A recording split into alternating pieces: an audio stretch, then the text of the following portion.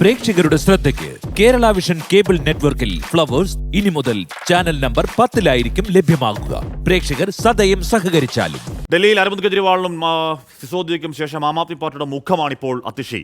അരവിന്ദ് കെജ്രിവാൾ മന്ത്രിസഭയിലെ ആദ്യ വനിതാ മന്ത്രിയായ അതിഷിക്ക് നിലവിൽ 14 വകുപ്പുകളുടെ ചുമതലയാണ്. നേരത്തെ പറഞ്ഞതുപോലെ സുഷമ സ്വരാജ്, ഷീലാ ദീക്ഷിത് എന്നിവർക്ക് ശേഷം ഡൽഹി ഭരിക്കാൻ ഒരു വനിതാ മുഖ്യമന്ത്രി കൂടി 43-കാരിയായ അതിഷി. മാർക്സിനോടും ലെനിനോടുമുള്ള ഇഷ്ടക്കൂടുതൽ കൊണ്ട് ഡൽഹി സർവകലാശാലയിലെ അധ്യാപക ദമ്പതികൾ മകൾക്ക് പേരിട്ടത് അതിഷി മർലേന സിംഗ് എന്ന്. കുടുംബപേരുകൾ പഞ്ചാബിൽ.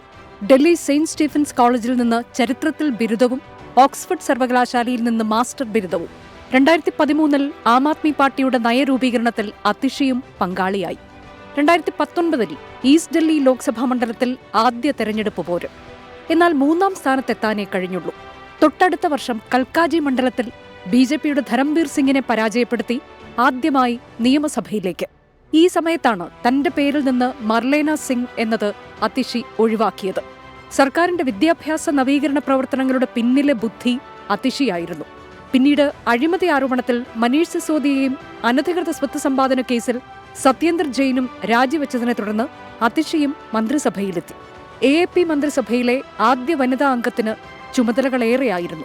വിദ്യാഭ്യാസവും ധനവും അടക്കം 14 വകുപ്പുകൾ. അരവിന്ദ് കെജ്രിവാളും മനീഷ് സിസോദിയയും ഉൾപ്പെടെ പ്രധാന നേതാക്കൾ ജയിലിലായപ്പോൾ സർക്കാരിന്റെയും പാർട്ടിയുടെയും മുഖമായി ഈ 43-കാരി മാറി. ഡൽഹിയിൽ സ്മൃതി ഇറാനിക്ക് പ്രധാന ചുമതലകൾ BJP നൽകിയ സാഹചര്യത്തിൽ അതിഷിയിലൂടെ മറുപടി നൽകുക എന്ന ലക്ഷ്യവും ആം ആദ്മി പാർട്ടിക്കുണ്ട്. Research desk 24.